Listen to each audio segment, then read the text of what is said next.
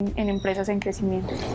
En este caso nuestro propósito está orientado pues a todo el tema relacionado con el cuidado de los pacientes, con el cuidado de la vida y también pues como alineados hacia la prosperidad de la humanidad, ¿sí? Pues empezando por nuestra comunidad más cercana. El hecho de tener un propósito es muy inspirador y nos invita o me invita particularmente pues como a continuar trabajando para que cada vez podamos desplegar y podamos implementar muchas más soluciones tecnológicas alrededor del país que contribuyan a eso, ¿sí? Que contribuyan a que haya y exista pues como una mejora en la calidad de vida de las personas y sobre todo pues muy orientadas en el ámbito de la salud.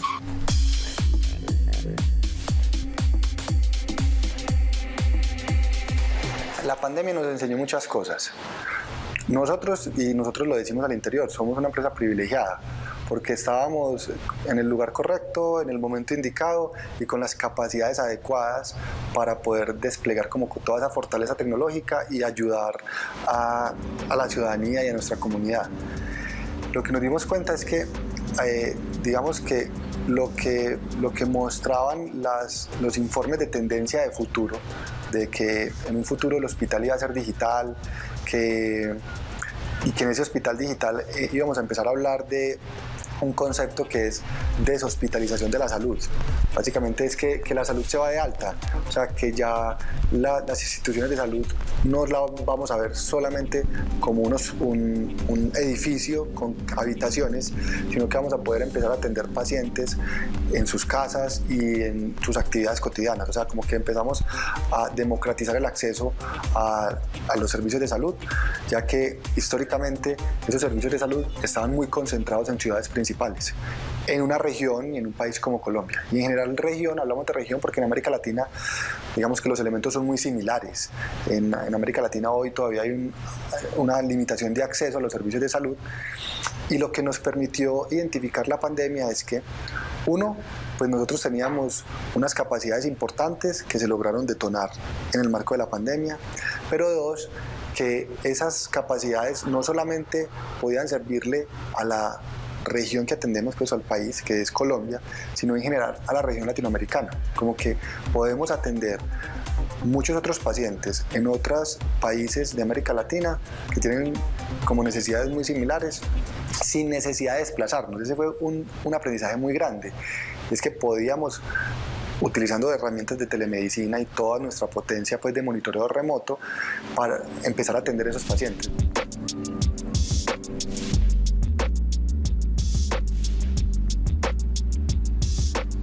Nosotros empezamos a atender dos tipos de pacientes. Pacientes con patología, o sea, pacientes que tenían una patología respiratoria asociada a COVID. Y en esos pacientes, básicamente, una de las variables más representativas y que más se tenía que hacer seguimiento cuidadoso era la saturación de oxígeno en la sangre. La saturación de oxígeno en la sangre estaba detonando en los pacientes una patología que se denominó mundialmente como hipoxia silenciosa o hipoxia feliz, y es que los pacientes que eran COVID positivo y que estaban asintomáticos o que tenían síntomas leves se podían deteriorar muy rápidamente sin que el paciente lo notara, y cuando ya notaba ese deterioro y asistía a una institución clínica ya estaba entrando en un proceso respiratorio muy alto y tenía que ser ingresado a una UCI. Entonces, con la tecnología de monitoreo remoto de oximetría, lo que permitió nuestro conocimiento asociado pues a este monitoreo digamos lo que detonó esta tecnología que nosotros desarrollamos era poder hacer seguimiento a pacientes en todo ese proceso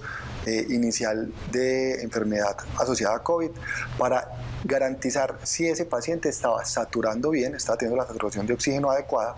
o si en algún momento estaba entrando en esos umbrales de saturación inferior, poder generar una alarma temprana y hacer un plan de acción de oxigenación en casa de esos pacientes. Entonces, digamos que ese fue uno de los elementos iniciales en el marco de la pandemia. Dentro de los retos que superamos, pues como con estas soluciones que precisamente lanzamos durante la pandemia, pues estaba, bueno, uno de ellos era precisamente pues como que poder llegar a las instituciones de salud, ¿cierto? Que digamos que también todo el tema de generación de demanda acarrea pues digamos como que muchas actividades para que pues las personas, las instituciones de salud, las clínicas, hospitales o ese público pues al que nosotros queremos llegar nos conozca. Ese es el primer reto, ¿sí? El primer reto es mostrar que nosotros lo estamos haciendo. El segundo reto es mostrar también cómo funciona, ¿sí? Porque si las instituciones de salud no saben cómo funciona y no los acompañamos también como en el proceso inicial, cuando están haciendo la adquisición, también es muy difícil que estas soluciones puedan tener el éxito o el impacto que ellos esperan que tengan. Nosotros, por ejemplo, en muchas ocasiones lo que hacíamos era ir a investigar cuánto, por ejemplo, le costaba a una institución, a una clínica, a un hospital, tener a un paciente hospitalizado durante una semana. Nos encontrábamos que la optimización de costos era supremamente grande, entonces este era uno también de los retos que nosotros teníamos que superar y era mostrarle a los clientes y decirles, esta tecnología le va a permitir a usted reducir sus costos, incluso en muchas ocasiones hasta un 50, 70%. Pero no solo eso, sino que también le va a permitir en otras ocasiones prevenir las enfermedades, ¿sí? O prevenir una complicación de un paciente que tiene una patología X. También se empezaron a detonar unos temas bien interesantes asociados a pacientes con patologías crónicas, pacientes que tenían enfermedades como falla cardíaca, como EPOC, o como asuntos pues, de glucosa en sangre, de azúcar en la sangre, que tenían que ser atendidos de manera regular porque eran pacientes de alto costo o porque si se enfermaban particularmente lo que podía pasar es que entraban en una espiral negativa y le salían pues primero desde el punto de vista económico muy costosos al sistema, pero también pues lo más importante es que estaba en juego su vida. Esos pacientes con esas patologías tenían temor de asistir a instituciones médicas de manera presencial por ese susto pues, de salir como contagiados por COVID. Entonces, lo que permitió nuestra tecnología es que esos pacientes pudiesen ser monitoreados y atendidos utilizando sistemas de teleconsulta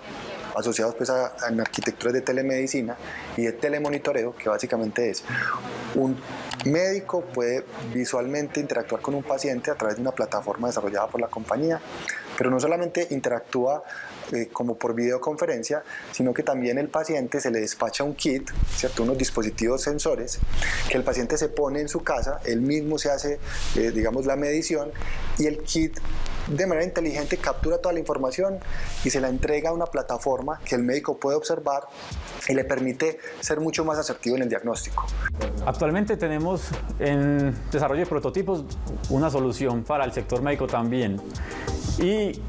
se vio pues seriamente atrasado por la pandemia porque los tiempos de entrega llegan hasta las 42 semanas, entonces ha sido un problema grande porque vos cuando diseñas un sistema defines una lista de componentes en una fecha específica, a los 3 meses ya puede estar escaseando esa referencia, entonces toca como buscar otra referencia que sea como compatible y inclusive varias referencias que uno pone pues como de backup, llega el momento en que ninguna está como en stock en el mercado y con la parte de la pandemia toda la industria de semiconductores se ha visto pues afectado grandemente porque en los tiempos de fabricación y las empresas han estado paradas pues, por mucho tiempo. Entonces nos hemos comunicado directamente con los fabricantes para ver si nos ofrecen como una solución más viable para poder como cumplir con los tiempos de entrega que tenemos con los clientes definidos.